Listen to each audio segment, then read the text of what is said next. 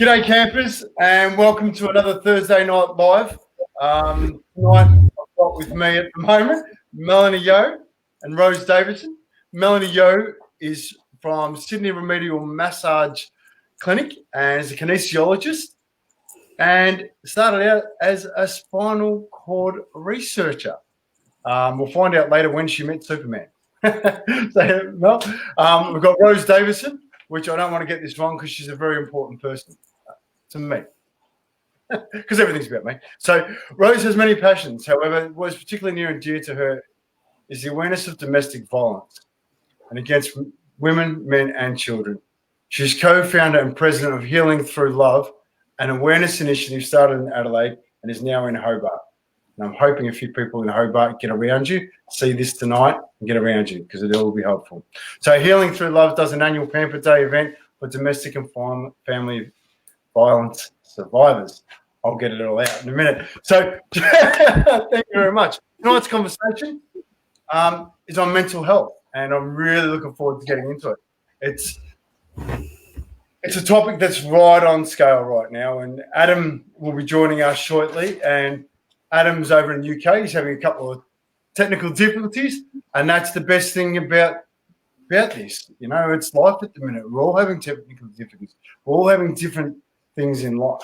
So I'm actually going to start tonight with Rose, if that's all right. And if anyone's watching, feel free to throw up some comments and ask us some questions.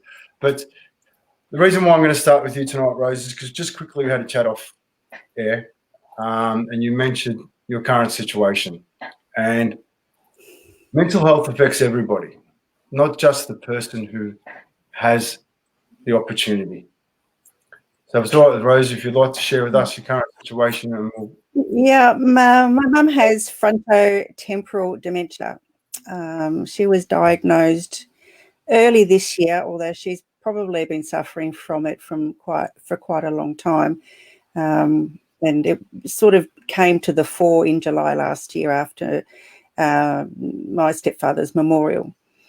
And so we've noticed, a big decline in her mental state. And now my husband also has been diagnosed with early stage dementia. So I'm having to deal with them both. And I have my own mental health issues as well, which I'm medicated. So, really, I'm fine. I just need someone to rant to every now and again. But the pressures at home, having to deal with those two diagnoses, I guess, and different temperaments is, really starting to wear thin, and I'm starting to show my impatience with them both.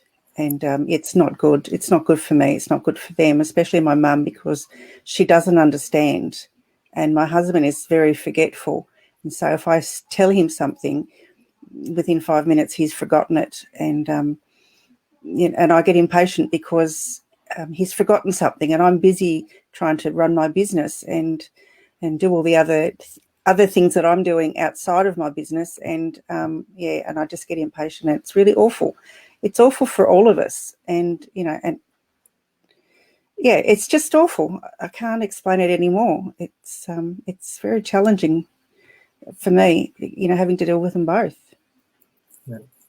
Firstly, I want to say thank you for loving them both enough to want to do this, because it's a hard job. Anybody that has to be there for other people when they're not their best is the thing. Well, I'm just that type of person. I give much more than I receive, and it makes me happy when I can do that. Yeah. So how do you refill your cup? At the moment, I'm not doing a very good job of it. I've been stuck in the house 24/7. I go out of the house occasionally. I know that I should leave the house to, go for a walk or meditate or whatever, but I don't. I'm too frightened to leave them together during the day because they fight like children. They're like two 5-year-olds when they start to fight. And, I just like, Mummy's got to go in there. And sometimes I just feel like saying to them, go to your bloody room. But I can't do that because, they're adults. and it wouldn't be the right thing to do, but that's how I feel. So I don't fill my cup. I don't have a cup. It's empty, and I need something or somebody to come and fill it up for me or help me fill it up. Yeah, and well, hopefully tonight we can do that with you too, because thank you. You in my life, you're an amazing person. Like I'm part of being a part of the Campfire is meeting amazing people, and what Rose does for domestic violence people gives them just a little bit of sanity and a bit of love. So hopefully we can give that with you tonight. So thank you. I can't thank you enough for being on here tonight and sharing that, because it's real. Everybody's going through pain. With the lockdown, even the healers, the people with the love in their heart, we're giving as best we can for everybody we can. We need other soldiers as well in there with us right now. And they're coming. They're coming. So thank you. All right. Well, the universe has my back, so I'm hoping that, that they'll come a bit more quickly. Let's find out. Let's find out tonight. Like Adam's coming in. You can tell me. No, brilliant. Well, look, Adam's coming in and out. This is the difficulties of life at the minute. Nothing's going perfect. And now to talk about Mel.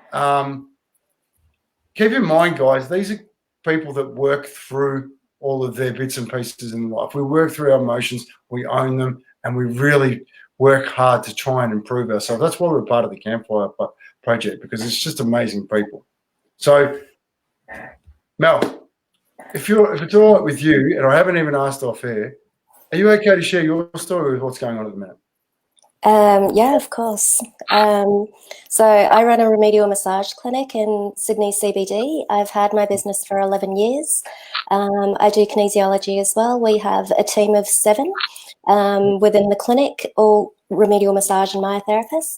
And obviously with all the restrictions that's gone on with coronavirus and people working from home, being a CBD-based business, we've basically had to close down. And yeah, I'm not going to lie, it's pretty stressful. And the impact of it, both emotionally and mentally, has been really quite immense. And I didn't actually realize how bad a space I was in until 2 or 3 weeks after all of this happened, when I started just, piecing the puzzle together. And sometimes you don't realize where you're at until you have somebody to help you. Because I know we reconnected, Scott, because I was at such a point where I'm not a social media person, but I put it out there. I literally just put #help support needed. And, that's sometimes what it takes when you're in a space where you can't help yourself. You need somebody else to help you. And so ever so grateful to be here now, and hopefully I can help support other people. Well, you definitely are going to, because it's currently a situation that you've gone through. And here's something really important for everybody to know. We're all people that work in the field of helping others. Mental health affects us too. The difference between what we do and people that haven't dealt with it is the fact that we've gone through our own. We keep pushing. We're putting our hands up. Rose tonight has turned around and said, I need to fill my cup up. I need to fill it up to. She's recognised it. Mel, what happened with Mel? She's lost her business, lost her entire livelihood. I'm going to ask you how you reached out, what happened, and what happened because you did reach out, Mel. Okay, so I've had a lot of kinesiology to help me through this, because that's something I truly believe in and I think is just quite amazing. We can talk a little bit about how that works a little bit later on if you like. But just the people around me who, since I've reached out for help, have put their hand up to help, and just in the ways that they've done it has just been so incredible. And a lot of it just comes from the heart. People are paying it forward. They're just looking after you, because that whole mentality of gratitude will just spur other people, and it's just this big cycle that goes round and round. And that's something we all need so much more of. I know something else that's really helped me in the last few weeks is just focusing on the small things and the positive things in my life. And it could be, you know, writing a gratitude journal every night, just 3 things that I'm really grateful for. And then also I added to that, it's like, well, what are 3 things that I did well today? Because I wanted to acknowledge that, you know, I'm doing good things, and they could be really little things. It doesn't matter. But like, you know, it's like, you're awesome. You're doing well. Keep it up. So that's really helped. Exercise, because your mental, emotional, and physical health is so interlinked. And I think, you know, the biggest thing is also be ready to try something different. Try something you haven't tried before, because if you keep repeating the same patterns, you're not going to get a different result. Yeah, I think it was Albert Einstein that said that you know, the definition of insanity is doing the same thing over and over again and expecting a different result. Like, Exactly. So I'd like to welcome Adam. Adam, have you got hearing and microphones working? Thank you. Can you hear me? Can you hear me all right? Yeah, mate, we got you. And like, this is perfect. This is life at the minute. Nothing's quite going right. You're persistent. Yeah. It's important to have this conversation. You've brought up No.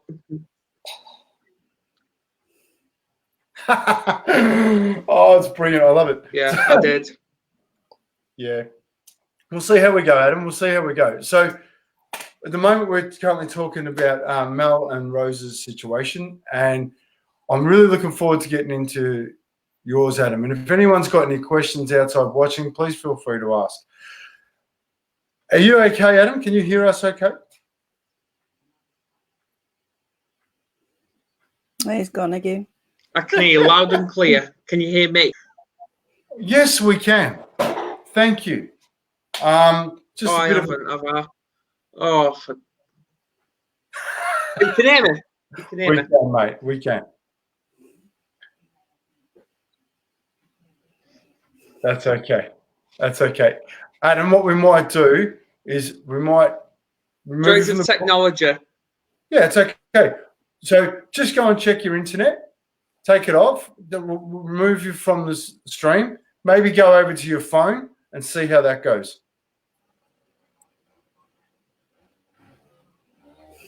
All right, I hope you got some of that, because I'm going to. So, all right, go back to it. All right. I'm really looking forward to talking to Adam, because Adam's, you know, like right now, you're looking through his thing. He's got dysprexia. He's, you know, attempted suicide a few times, and you know, his most recent attempt was March last year. So, and this is all part of it. Alan Stevens right now. Hang in there, Adam. Yeah, because it's worth it. We're all worth it. Yeah, I mean, we've all had a journey. I mean, I've had a journey of mental illness since I was like a child, because of all the abuse that I suffered as a child. And I finally, in my 50s, was diagnosed with PTSD and bipolar and emotional dysfunction disorder.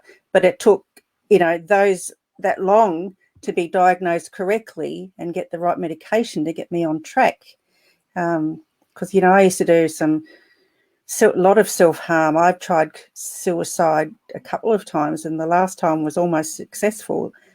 You know, it was a long time ago, but you know, it's not the point. Mental illness even affects children. You know, it's awful, and you don't realise it.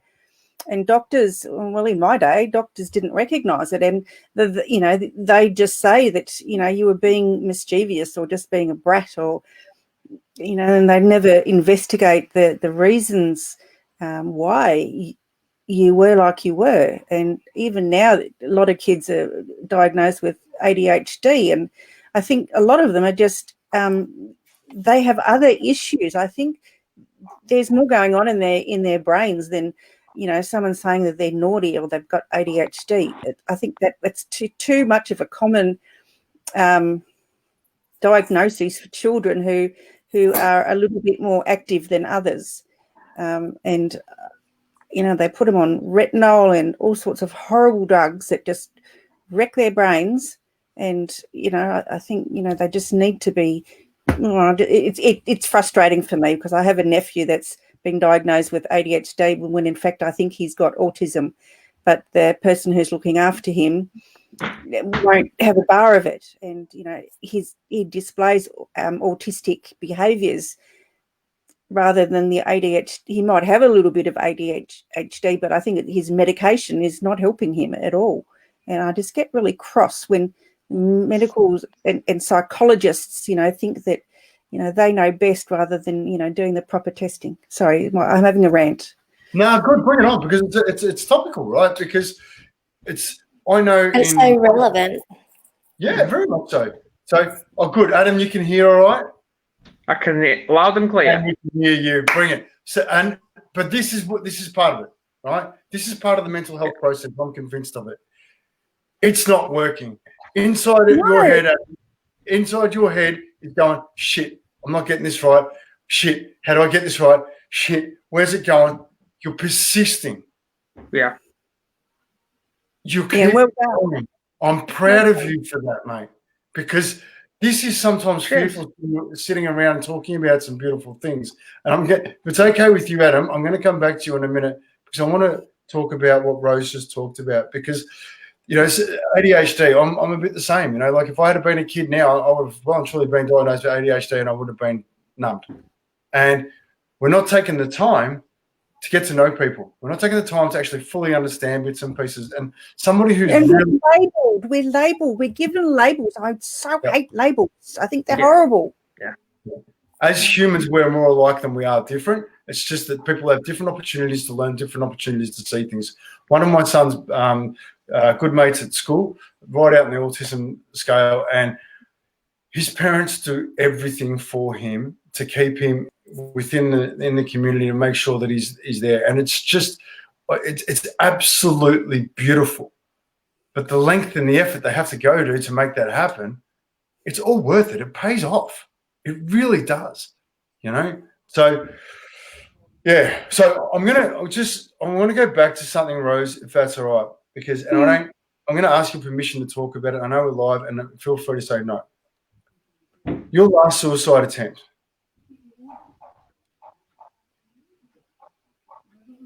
What brought that on? It's a combination of things. Being misdiagnosed, being on the wrong medication, just too much stress in the household. My husband and I, we've discussed our relationship in previous episodes. I couldn't deal with it. I was trying to change. I was going to a rape counsellor to try and get over my childhood sexual abuse. And he didn't like the changes that were happening, and so, we had a lot of issues around that. And I don't know, I just got it in my head because I was so depressed that, my family, my kids, everything were just better off without me. So I bought a bottle of scotch. I had some sleeping pills that the doctor had given me. I went down to the beach and sculled the bottle of scotch and took the whole bottle of sleeping pills and nearly killed myself. So, yeah, that was it. How glad are you that you're here now? Oh, more than, I'm glad that I didn't die. I'm glad that I rang and asked for help. I actually rang my family and said, can you come and get me? Because I don't want to die. I realised, just before I lost consciousness that I didn't want to die. I wanted to live. So I don't know what happened. But yeah, I just realised that no, I didn't want to die. I had too many things to do. I just had a lot of life to live, and I didn't want to die. But I still didn't get the help that I needed, which was unfortunate. I struggled a lot, and all through the years until I was 50. And when my last suicide attempt was when I was in my 40s. So. It's not that, and I'm 60 now, so so it's 20 years ago. But yeah, I've only been diagnosed like 10 years. Okay, so correct. Sorry to focus on you at the minute, but I think this is a really important thing. You've got a lot on your plate right now. How are you holding up? Oh yeah, I'm okay. I'm starting to get impatient, as I said before. I'm losing patience with the situation, and I really need just to step back, and I need to find some me time too. But my husband doesn't like me going out by myself because he thinks, I don't know, he's going to be left alone.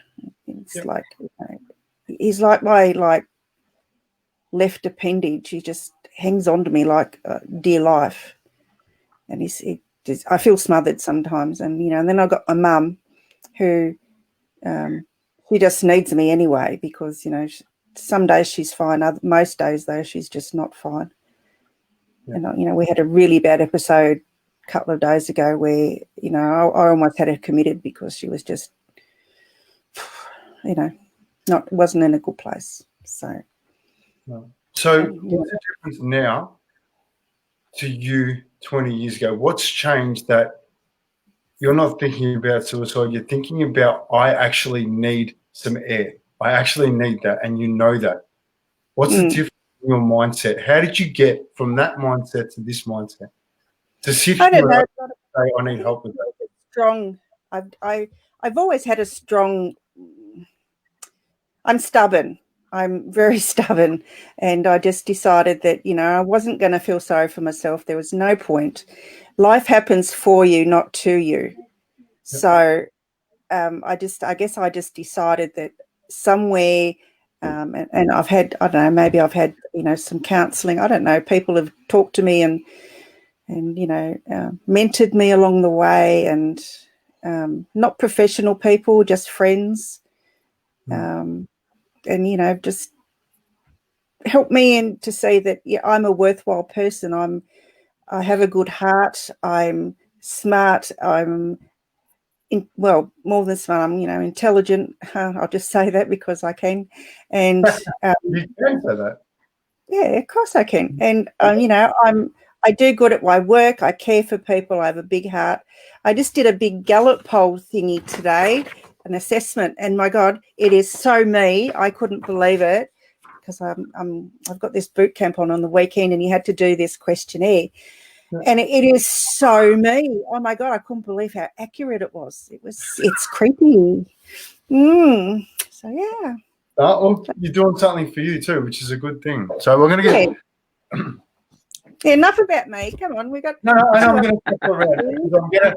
If it's okay with you, Adam, I'm just going to hold out a little bit for you because I'm going to go pretty deep into you if that's okay. Because I think right now there's something that we'll get right into. I just want to share a little bit with Mel because her journey at the moment, she was in a lot of pain only a couple of weeks ago, and the one thing that she did, she stuck her hand up, but more importantly, she's been learning. She chose to upgrade herself and put herself amongst good people, which I've just heard that Rose has done, and that really helps her now. How important was that, Mel, to you to actually start learning new things and be around other people that are doing the same thing? It's so important. Just basically, if you're surrounding yourself with the right people and you've got the right support, you'll be, doing what you can to take a step forward. And it might not always be a step forward every day. Sometimes it might be a step sideways or a step backwards. But as long as you're learning a little bit about yourself and, what you're capable of, and at the same time, not being too hard on yourself, to push yourself to go through everything until you break. I think there is a lot of value in allowing yourself to know that it's okay to not be okay as well. And then you've got the support of the people around you to help you through whatever you need to. Talking to people is just so valuable because they can give you nuggets that you don't see yourself, about yourself. And, when you have that reflected back at you and you're like, oh, geez, okay, well, that's amazing. It's wonderful. So, if anyone is in a position where they are not doing so well, just reach out. You'll be so amazed at where help will come from. And, I say that from the bottom of my heart because we had seminar, or what do you call it, Scott, the other morning. There are people from around the world. Yeah, it's just so amazing who you can connect with when you actually ask for help. Yeah, and that's a beautiful part of the current climate is you literally can get people from around the world to get around each other, right? But that's one of the most beautiful things about this current time. So, and I think it's going to continue. People have realised that the world is not really as big as what we thought. It's quite a small place. Yeah. And I think more online events they're going to continue, more online meetings, such as, what's happening now, because people are actually seeing their value in it, rather than flying around the world or, driving to the next town or whatever. You just get on Zoom or Skype or Facebook or SteamYard or whatever, and you just have a conversation, Yeah. Absolutely. Just don't get Scott to do your stuff, okay? Don't get him to do your admin. Don't let me write anything for you. I can't. That's not my skill. Rose. No, actually don't. She's got nothing to play. So now, Adam, I want to welcome you in because I know you've got so much gold to add into this. And I'm going to read your story. Okay.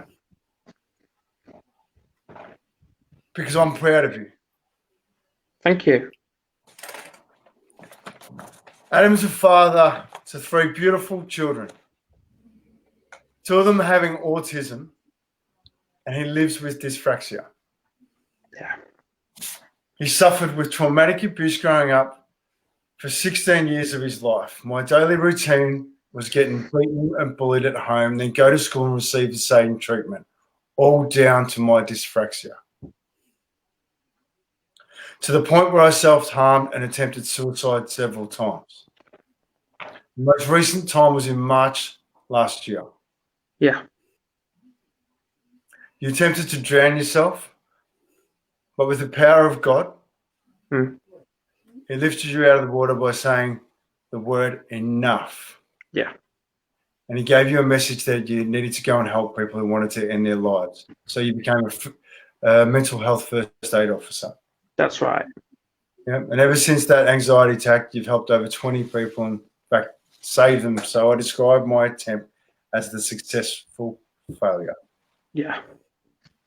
I ask Adam, what's dyspraxia? What's dyspraxia? It's like a mental disability which affects the brain. It affects your coordination, and it's like I'm trying to think of a word to describe it. I can't think of a word, but it's really bad. I've never accepted it, never, and I'm just learning to now. What's allowing you to accept it? What's allowing me to accept it? Hope and belief. Yeah. Why do you have hope? What do you hope for? Hoping that because growing up, I was obviously abused, and I never had the time to get used to the fact that I'm not like everybody else. I've got a disability, and I've never had the chance to, obviously, like I said, learn to deal with the fact that I can't write as neat as everybody else. I can't play football as good as everybody else. So obviously now I've come across stuff like this, like Zoom and all that. There's groups on Facebook with other dyspraxic people in it, and I've started socializing with them, started talking to them, and now I've learned to accept that I'm not the only dyspraxic person out there. There's other people, and now my daughter's being assessed for the exact same. So I'm just showing as much support as I can. You're being a beautiful role model, mate. Thank you. I've got something to ask you, and for my own indulgence, what are your abilities? What are your superpowers? Because every single person that I know diagnosed with a disability, I don't see that. I only see this ability, and I want people to change that. It is this ability. You have superpowers. What are they? My superpower is the go-to person. Whether they feel down, emotional, whether they're having relationship problems. Obviously, I know I'm not professional, and there's people who's probably much cleverer than me out there. But if somebody comes to me with a problem, I always find a solution for it. But if I can't, I forward them on to somebody who does. That is gorgeous. So I'm cool, mate. You know, like you're like a walking directory, because at the end of the day, we all need assistance with everything we do. It doesn't matter who Of you course. are.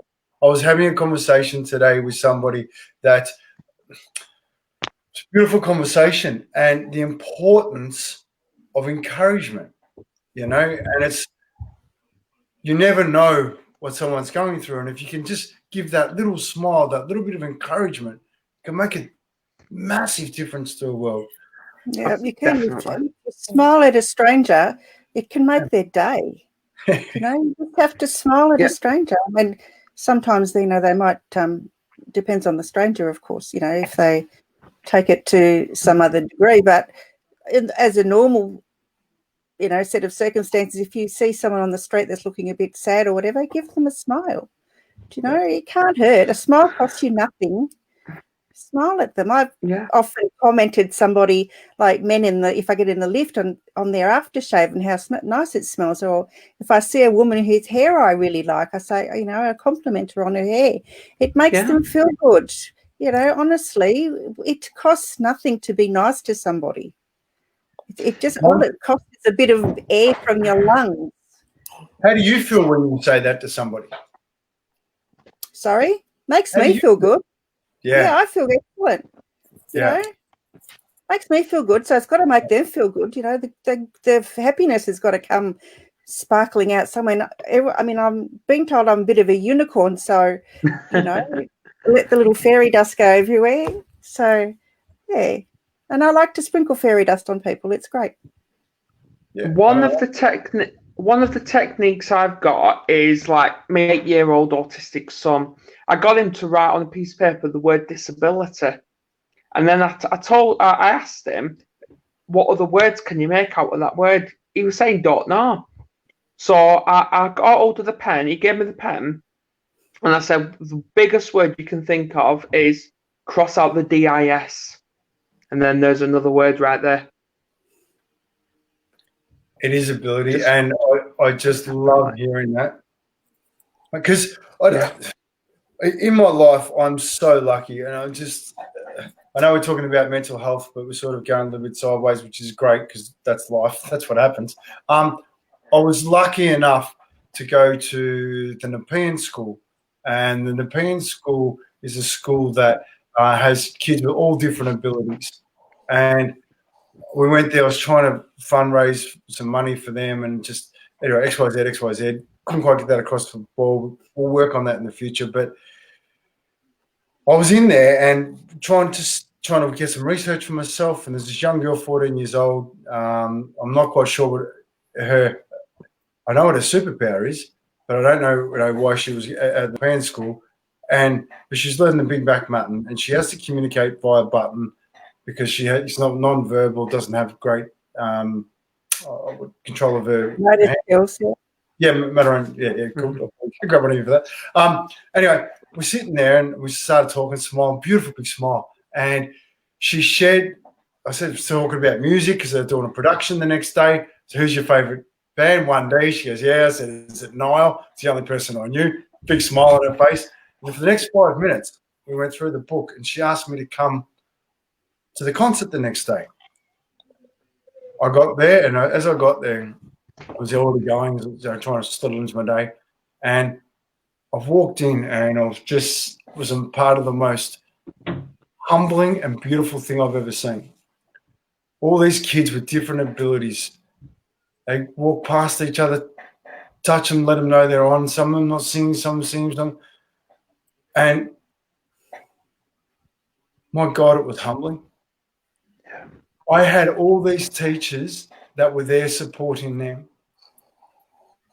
that are actually learning from these kids. they were teaching these teachers how to communicate. And I put communication down to our number one skill. If we can communicate, and communicate is listening, and that's why I love this panel so much, because that's what it's about. It's about hearing each other. And I learned so much that day. And if anybody with any abilities thinks they're not valuable, oh my God, you are so valuable. You're teaching us. Okay, it's your turn now to fess up, Scott. With my son. With your mental health journey, you need to fess up now. Okay. Yeah, absolutely. Okay. All right. So I was on the streets at 14. As I was, yeah. Yeah. And I was a mummy's boy until the age of 9. My parents split up and I went rogue. And I spent the best part of my life blowing myself apart.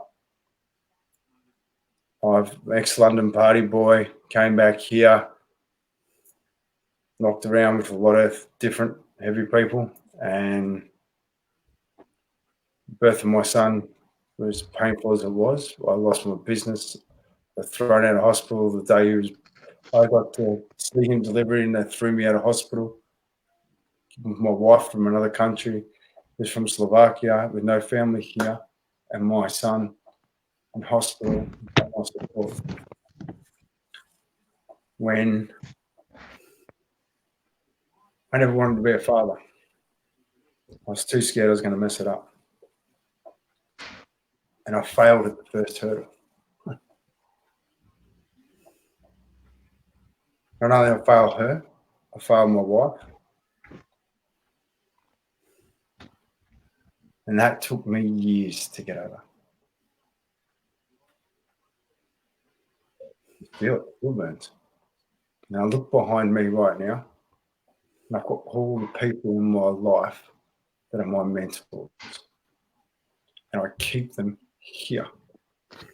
So if any time I need something, they are there.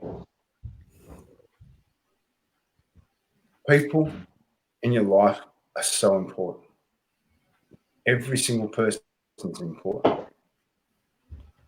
And I feel guilty tonight because tonight's not for me. It's for everybody, but we're talking mental health.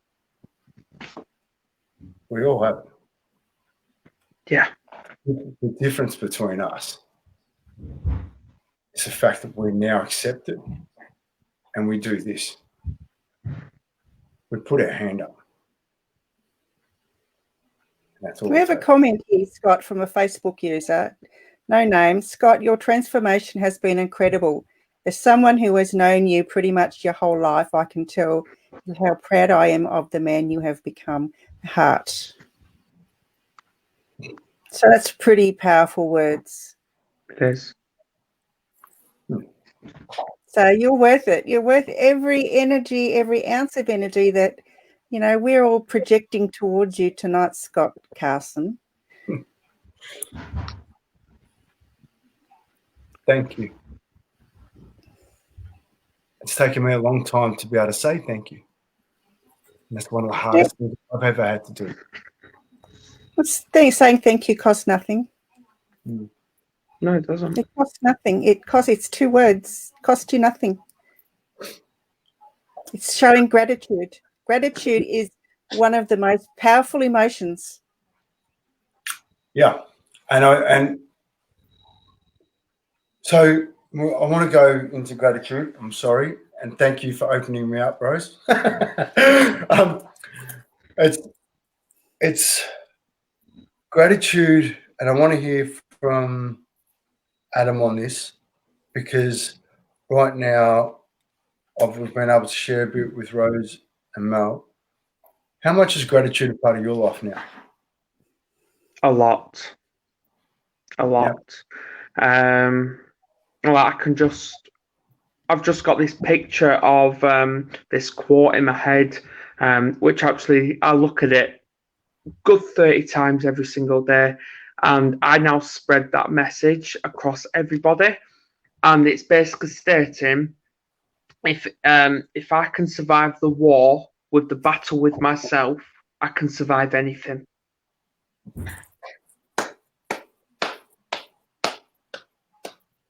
Perfectly said. Absolutely. Mental health, in my eyes, and I'm happy to be corrected from everybody in here, it's about the space between your ears. It's the most valuable real estate you've got. You need to, if other people are in here, you need to collect the rent. I talk about this all the time because otherwise other people are going to own it.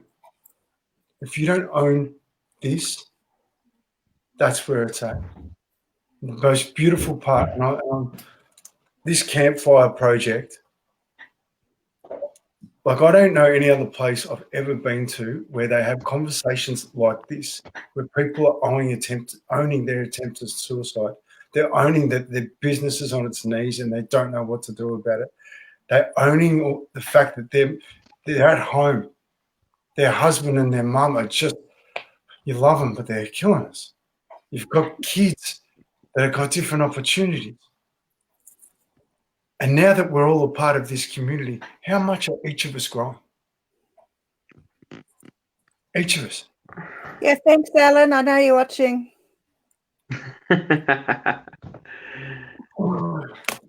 Adam,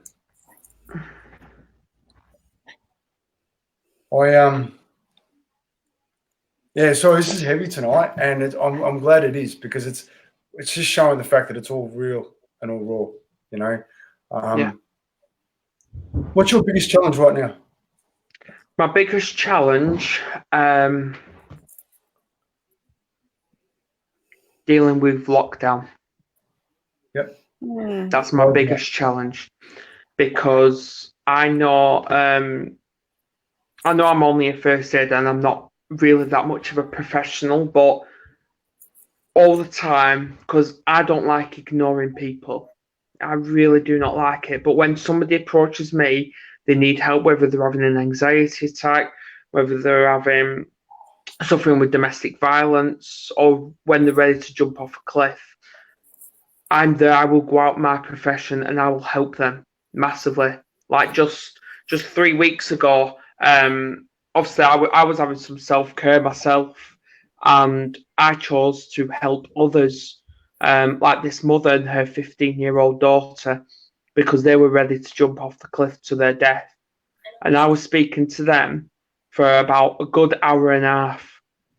Luckily, they're still here, but I had a serious panic attack because of that, and it's affected me ever since. How's it affected you? Because I already suffer with insomnia due to childhood trauma, I've lost more sleep than what I should. My anxiety has been kicking in. Yeah. I've not suffered with depression or any suicidal thoughts, thank God.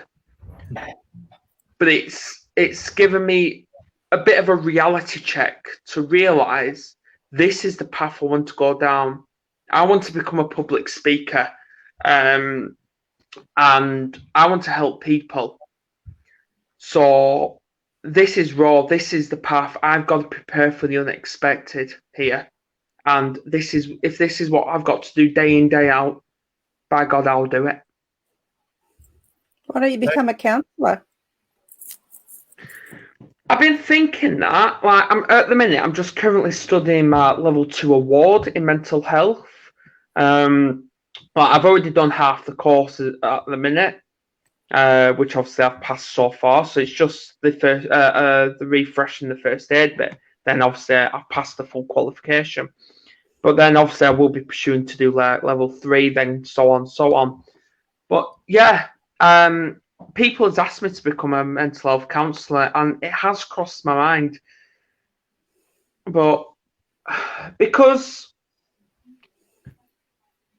obviously I was fobbed off by the NHS last year when I approached them for help. Obviously back of an ambulance, I had a seatbelt wrapped around my neck because I wanted to die. But they discharged me themselves and they didn't think I was mentally unstable enough. So I don't rely on the NHS. I rely on close people who obviously live with mental health themselves. Because I think the best person to know their own mental health is themselves. No professional on this entire planet knows mental health better than they know it themselves.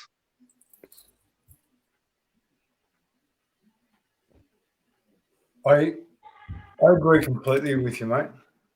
There's a Facebook user on here. Sorry, Scott, there's a Facebook user on here saying, I raise my hand to the fact that I am struggling through this difficult time.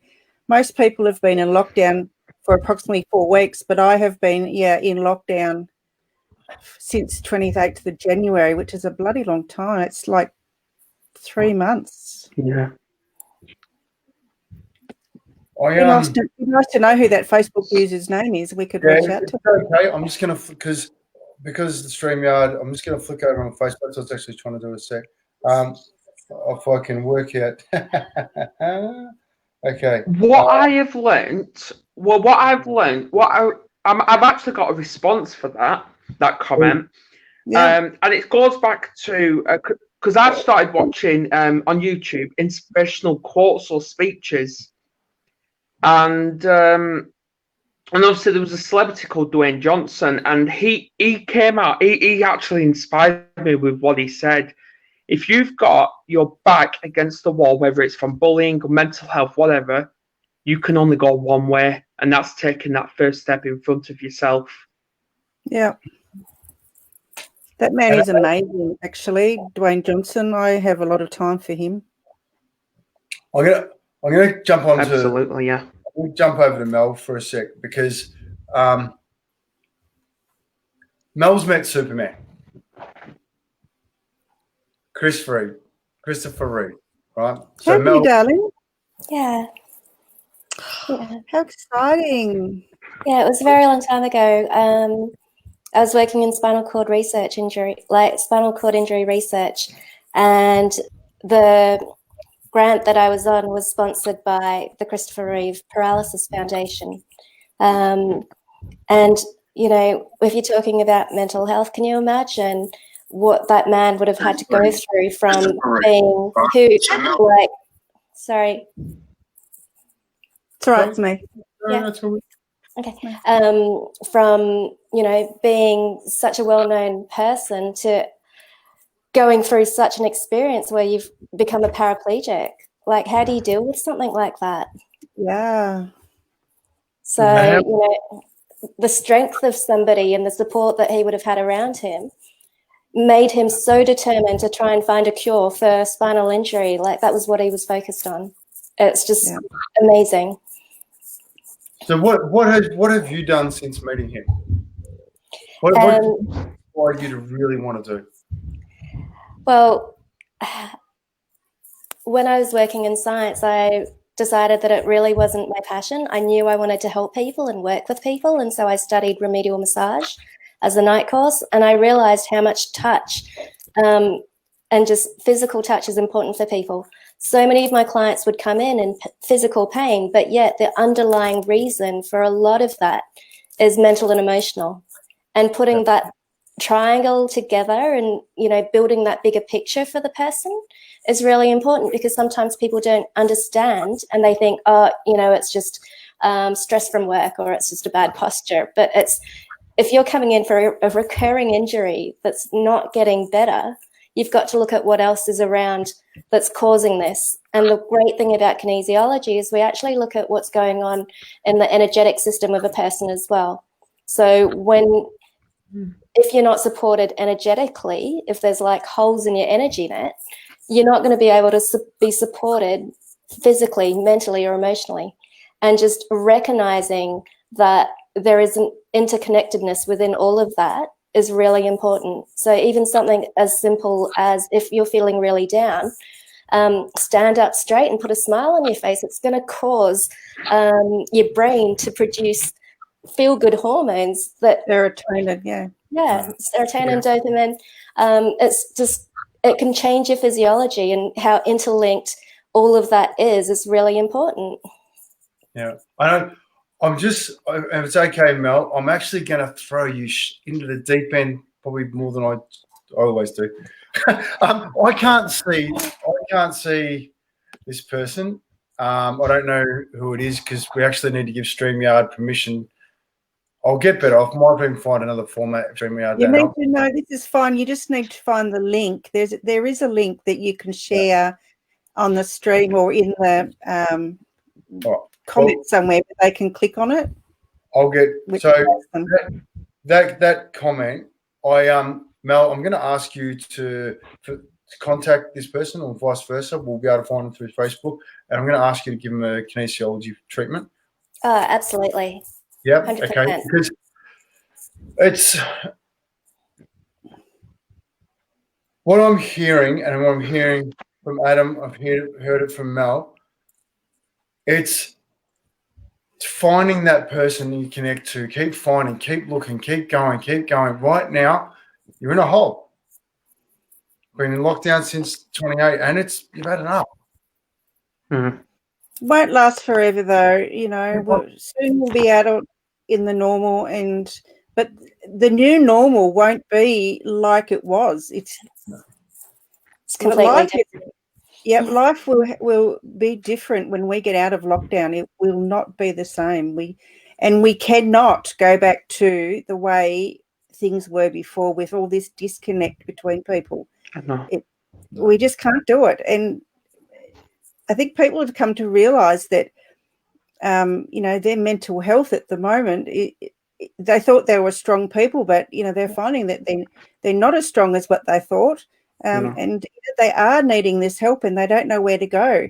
And I do think that as a society, we need to pull together and, help these people. And the medical society also needs to recognise that not only mental health as far as the lockdown is concerned, but mental health in general needs a shitload, excuse my language, a shitload more money put into it. Yeah. Because honestly, it's pathetic.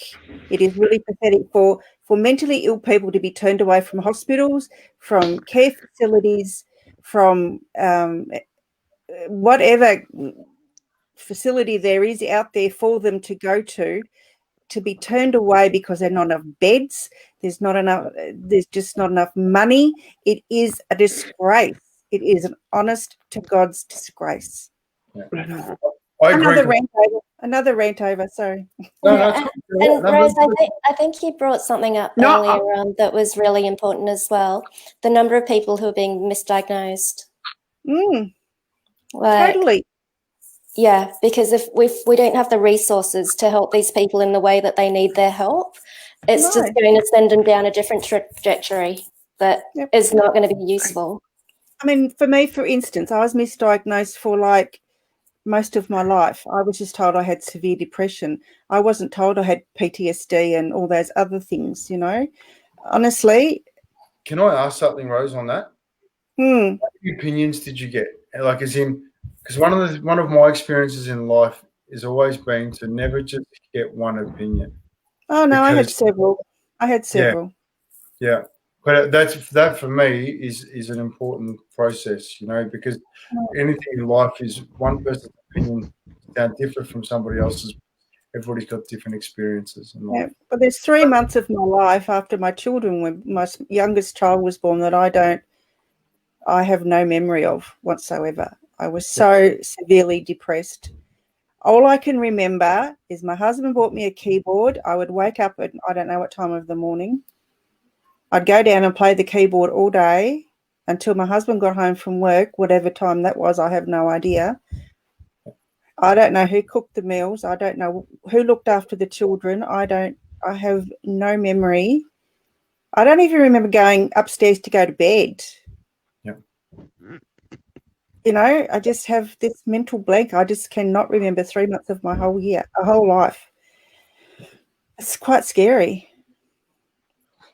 But you're here and you're going and you're stronger and you're helping other people and you're making the world a better place.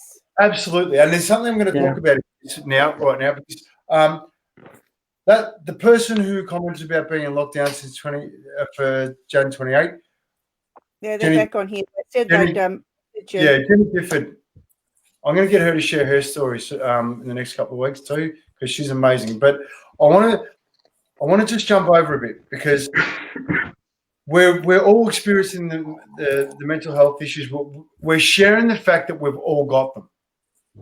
I want to know what your best bit of advice is for someone to just get them out of that hole, just to get that one step. What's something you can take just to do one step? No. Can I have 2 steps? Definitely. Yeah. For me, it was acknowledging that and accepting that you weren't okay, and then being able to reach out and ask for help. Yeah.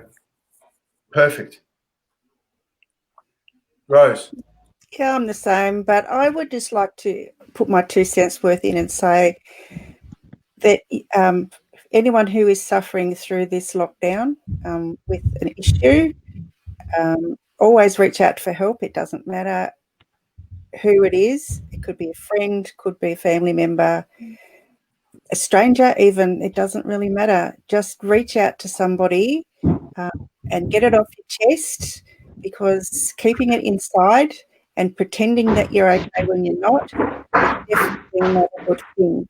So what you need to do is get up every morning and smile, be grateful that you're alive for another day, and say that you're grateful. Say what you're grateful for. Say for 3 things that you're grateful for, and I guarantee you that you will feel better.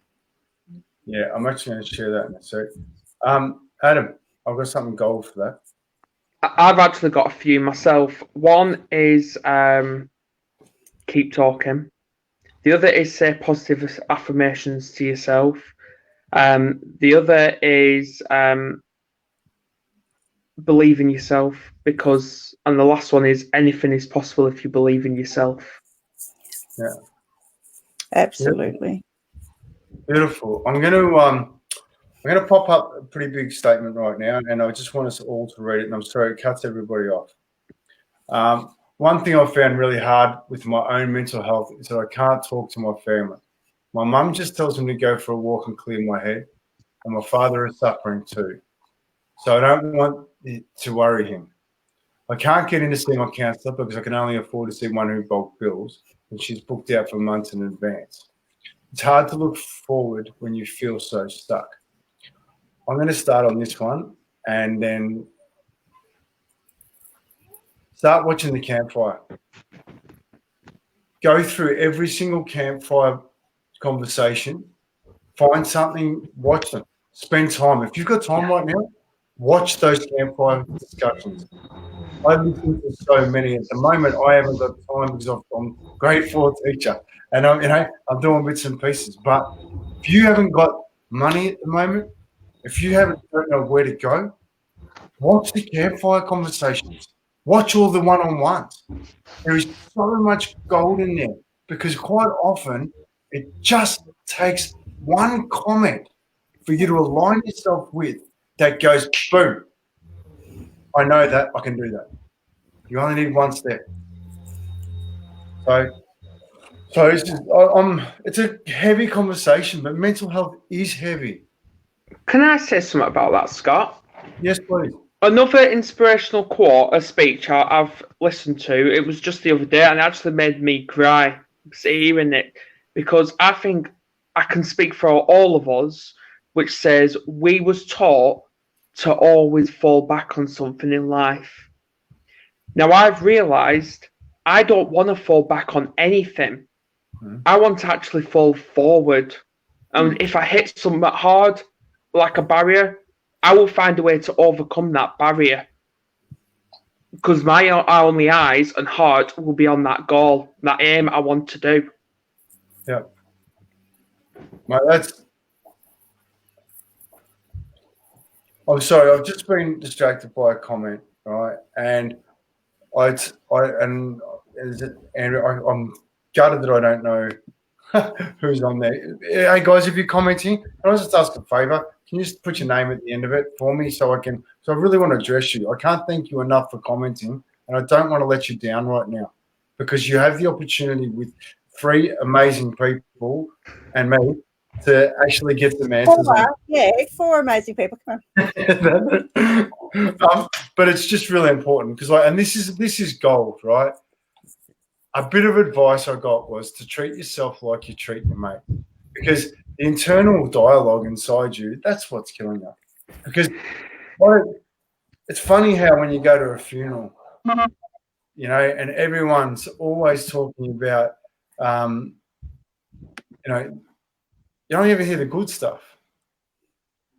Because in general, you're good. You really are. Most people don't make decisions based upon anything other than the fact that they think they're doing the right thing. You're doing the right thing with the information you've got for whatever reason. You don't try and make wrong decisions. No one's ever tried to make a wrong decision, you know. So trust yourself, and that's another couple of things. So, Rose, I'm going to throw over to you for a minute. We've got to. Sorry, you're running this better than I am at the minute. So Alan Stevens put up over here the one-on-ones. How much did it help you to do a one-on-one with Alan? Okay, what happened was I didn't actually talk about myself very much. I talked about healing through love, to be honest. I know it was supposed to be talking about my journey, but I don't think I was quite ready at the time. I thought I was, but I don't know. I was ready to talk about myself, but I got sidetracked by what I do and who I do it for, rather than talking about my own journey. You know, I don't like to talk about myself. I'd rather talk about things that are more helpful to other people. So for me tonight to like open up as much as I did was, you know, pretty amazing. Yeah, So the one-on-one with Alan, as I said, I didn't talk much about myself because, as I said, I don't like to. But I've got an incredible story to share, but you know, it's just not there. No, I'm looking forward to hearing that. Maybe you and I'll go out. I know it's so Nels, and I'm sorry to do this to you. You are so uncomfortable doing all the social media, and I know that because I know you. And it's a big step. But what's on the other side of fear? Abundance. Yeah. For other people nodding with you out there. Yeah. How does it feel to step over that fear and be a part of something that you question whether or not you're valid to do that? And you've had an amazing input tonight. Yeah, I think, you know, it's one of the things I've learned through this experience in the last few weeks is do try something new. You don't know what you're capable of until you do it. And sure, like what Adam said, you might, if you're going to fail, you want to fail forwards. So, you know, trust yourself, give yourself, you know, time to try something and learn from it, because all we're here to do is learn. And the more you do something, the better you get at it. So, and you need to give your permission to fail anyway. I mean, exactly. And what's the worst that's going to happen, right? Nobody might watch it, huh? So worst case scenario, you know. But we all work on the theory, you know. If you can help just one person, it makes a difference to everybody. So, and you, Adam? Obviously, I'll make it quick because my phone's literally about to go flat. Nothing new there. What I've learned, and it was a good friend of mine that's actually taught me these words, just simple 2 words for people to actually really think about. They keep telling themselves, no, every word has a meaning. Like for no, next opportunity, fail, first attempt in learning. Yeah. LOL, learning out loud. One thing I'm going to share is the same concept with Oscar at the minute. I'm learning grade 4. I'm learning how to mark his stuff. The very first day, he grabbed his rubber out. He made a mistake and he rubbed it all out. Wanted it out of his life. And I said, we're not going to do that anymore. He goes, yeah, but that's what the school wants. They want to put a big red mark and it's cross and it's a mistake. I said, no, we're putting a line through it and we're putting an L next to it. He goes, what for? I said, it's a lesson. I said, what happens when we get lessons and we make these little errors? We get to learn. So let's improve it. Let's find a way to improve it. Let's not make a mistake. Let's learn from it. And I think that's right now, coronavirus, it's not a mistake. Mental health is not a mistake. It's not something that you don't want to run away from. It's just a lesson.